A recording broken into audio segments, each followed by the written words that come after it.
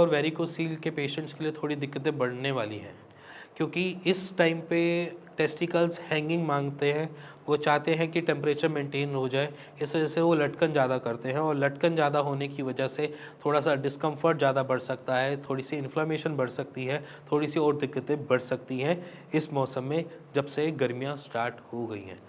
South वालों को तो ज़्यादा प्रॉब्लम नहीं होती, क्योंकि वहाँ का टेम्परेचर मॉडरेट रहता है, साउथ इंडिया वाली साइड जितने भी कोस्टल एरिया के पास पास लगते हैं।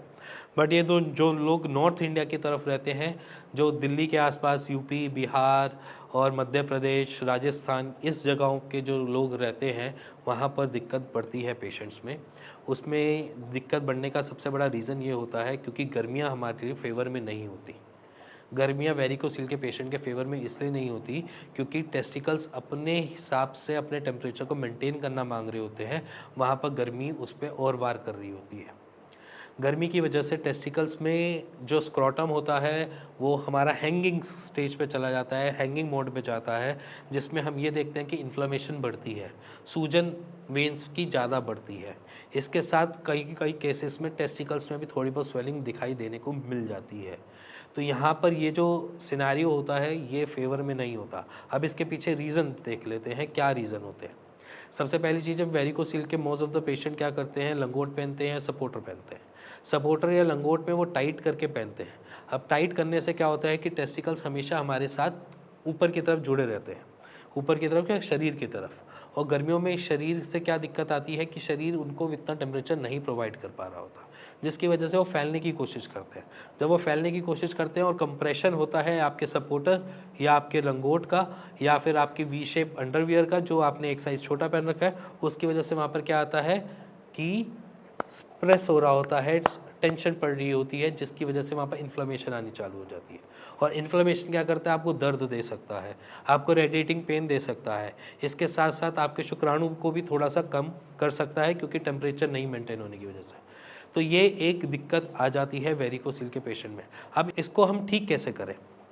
ठीक करना आसान है।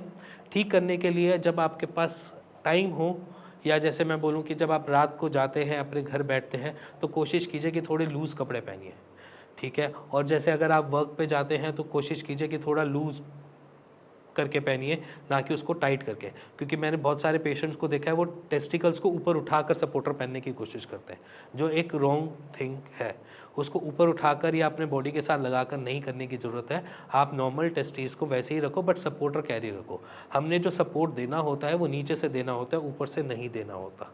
सिंपल सी बात समझो, हमने नीचे से सपोर्ट देना है स्क्रॉटम के, ऊपर से या इसको ऊपर करने से कुछ फ़ायदा नहीं मिलेगा।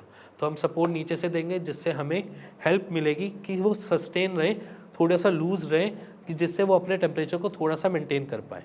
तो ये एक बेसिक चीज़ है।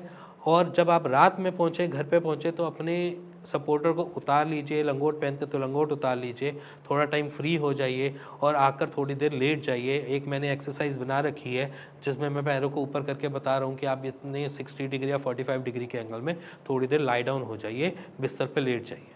और अगर आपको किसी ऑफिस में जाना पड़ रहा है या ऑफिस में काम कर रहे हो, तो कोशिश कीजिए कि पैरों को थोड़ा सा ऊपर की तरफ रखिए। जैसे कोई स्टूल ले लीजिए, ठीक है, या फिर कोई एक थोड़ी सी कोई नीचे रखने के लिए कोई फट्टा वगैरह लगा लीजिए टेबल के नीचे, जिसकी वजह से पैरों की मूवमेंट थोड़ी सी ऊपर की तरफ रहेगी, जिसकी वजह से ब्लड का फ्लो वैसा नहीं चलेगा जिससे आपको दिक्कत आएगी। और ब्लड का फ्लो आपका बेटर चलने की वजह से कोई सूजन नहीं, कोई दिक्कत नहीं, कोई दर्द नहीं। तो कोशिश कीजिए कि पैरों को थोड़ा सा ऊपर रखिए और अपने पोस्चर को बार बार चेंज करते जाइए। जैसे कि आपने थोड़ा बहुत वॉक किया और वॉक करके अपनी सीट पे बैठ गए, अपना काम निपटा लिया, फिर थोड़ी देर गए, वॉक कर आए, फिर आकर बैठ गए। तो थोड़ी थोड़ी वॉक वगैरह करते रहो, जिसकी वजह से आपको ये दिक्कत ना झेलनी पड़े, ना दर्द का सामना करना पड़े, और वेरिकोसिल में भी आपको एनहेंसमेंट ना देखने को मिले। इसी के साथ कुछ भी जानना चाहते हैं वेरिकोसिल के बारे में, नीचे दिए हुए नंबर पे मेरे को कॉल कर सकते हैं, मेरी टीम से बात कर सकते हैं। इसी के साथ साथ अगर आप कुछ और पूछना चाहते हैं जिसमें आप चाहते हो कि मैं वीडियो बनाऊं, तो आप मेरे को कमेंट बॉक्स में कमेंट कर सकते हैं, और अगर वो वैलिड न लगा तो मैं उस पर वीडियो आपके लिए ज़रूर बनाऊँगा। इसी के साथ मिलेंगे नेक्स्ट वीडियो पर, तब तक के लिए नमस्कार।